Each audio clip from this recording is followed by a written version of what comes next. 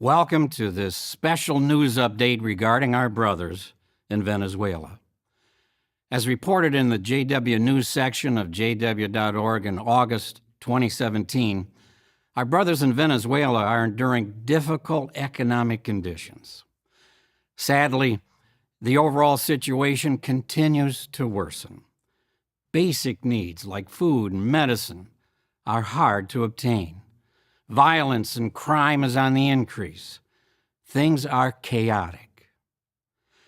Because we love our worldwide brotherhood, this difficult situation affects all of us. As Paul said at 1 Corinthians 12:26, if one member suffers, all the other members suffer with it.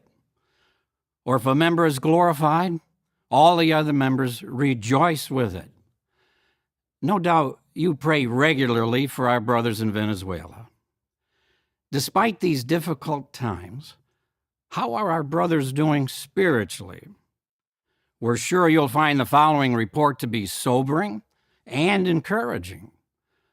Notice how, despite these difficult times, our brothers in Venezuela are showing love and faith.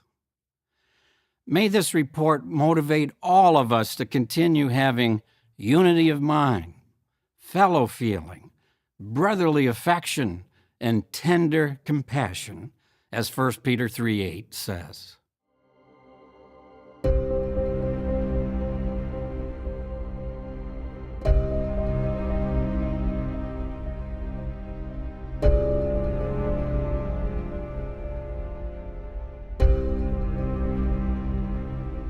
It's amazing to see how far the situation has gone, and we're still at it. So people in general have a lot of endurance, and the brothers, they endure. They're still cheerful. They have to trust one another. They have to rely on one another. We gathered some statistics 2 months ago, and we found out in only 3 years, 7,000 publishers, among them many elders, many pioneers, have left the country because of the dangers. They have felt threatened. Some had been kidnapped, let go, and then they left the country. Family members have been killed, and so on.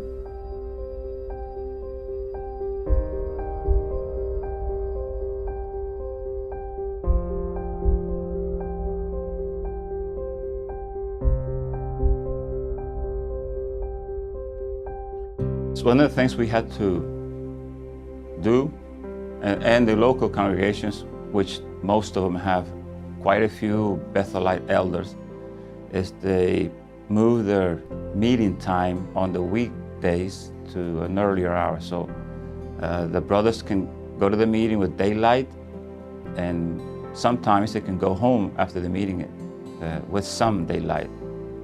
If you go to some congregations that are well-to-do, I've been to the place and you don't see anyone at the meeting with their cell phones or tablets. And I say, why is that? Well, it's not because they're afraid to lose it. They just don't want to attract criminals into the Kingdom Hall. So one tablet, all might suffer.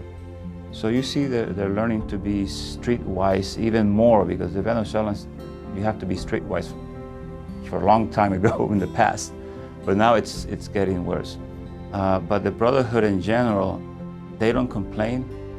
At least in my congregation, you have to ask and you have to show real interest so the brothers and sisters can tell you what they're going through. I knocked on the door, and the door opened just a little crack. And the young man, when he saw me, opened the door wide. And we talked. I asked him, have you ever read the Bible? He said, oh, when I was in prison, I read it a lot. He probably said that to see what my reaction. No, we just kept talking and talking. Behind him was another young man. He had a pistol in his hand. I saw that and I didn't react. So he put the gun in his pocket. And we kept talking for about 15, 20 minutes. When we went away, the brother that was with me, he was quite upset. He said, do you know who that was? I said, no. That was one of the gang leaders. He has killed a lot of people.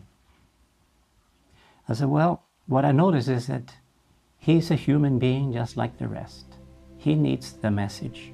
We have noticed too, the last few years, an increase not only in publishers, pioneers, and who are starting to pioneer? Well, as usual, mostly sisters, but many brothers, many elders.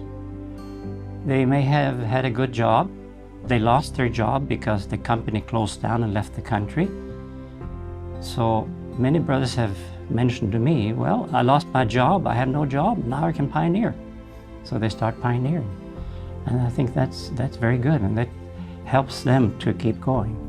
I'm sure the brothers are happy to see that everybody cares, everybody in the Brotherhood worldwide, and that the governing bodies is informed and doing all they physically can to help us with their prayers.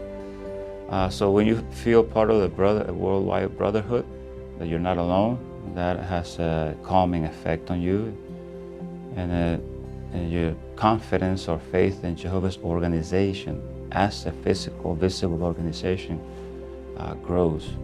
So we know we're part of something bigger than just a country. But this is putting to the test how strongly we have faith in Bible principles. We think they work, but when they're put to the test, then you're convinced that they work. And then I'm convinced that we'll come out of this stronger.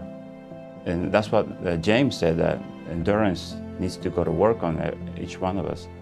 So if you view it that way, then that gives you hope that this sad and hard and difficult times will make us better. Nehemiah 8:10 says, "Do not be sad, for the joy of Jehovah is your stronghold." So where is our strength? In the joy of Jehovah. I think we should always be positive, not negative. Not concentrate on the negative. Like I quoted before, Nehemiah 8:10. The joy of Jehovah, that's what we see among the brothers. The numbers came down because of the 7,000 that have left.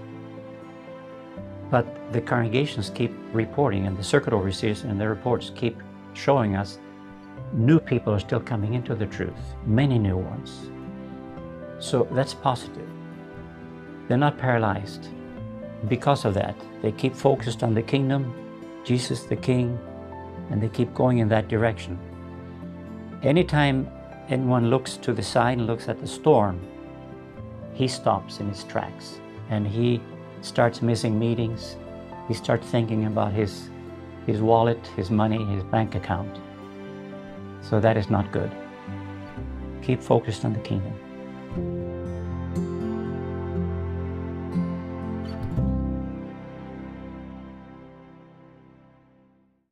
We're proud of you, brothers in Venezuela, for keeping focused on spiritual things and maintaining a positive spirit during these difficult times. The reports show that of the 140,000 publishers in Venezuela, over 30,000 are regular pioneers, and 9,000 are auxiliary pioneers. On average, publishers spend 15 hours in the ministry each month. They're conducting close to 200,000 Bible studies. To illustrate the spirit of our brothers in Venezuela, note these two comments from circuit overseers. Our brothers live in an area of extreme poverty and insecurity. Meeting attendance is excellent, although most of our brothers live far from the Kingdom Hall and have to walk for more than an hour. The regularity in service is 100%. Another circuit overseer reported 50% of the publishers are regular pioneers. There are only 2 elders, but they are hardworking, humble, well-organized, and a good example in the preaching and shepherding work. We're encouraged by the love and faith that you brothers in Venezuela show. Please know that we love you all very much. We're going to hear more about our brothers in Venezuela in another special report that will be released on video on demand on November 12, 2018. The video is entitled Surviving Trials in Venezuela. It's an interview with a couple from Venezuela who recently attended the 144th class of Gilead. This is JW Broadcasting from the world headquarters of Jehovah's Witnesses.